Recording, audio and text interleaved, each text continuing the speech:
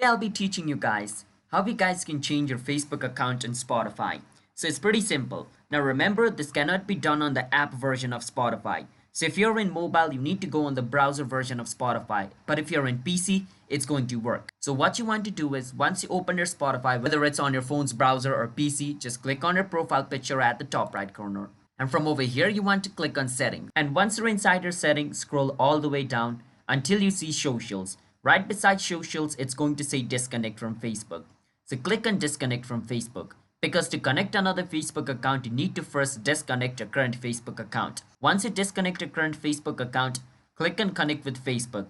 Now it's going to open up the login page. Now from over here, log in into your new Facebook account. So I'm going to do that and I'll meet you in the next step. Once you connect your next Facebook account, it's going to be connected just like this. And just like this, you can switch your Facebook account in Spotify and connect to another Facebook account. So if you guys found our video helpful, hit the subscribe to our channel one step. I'll see you guys next time.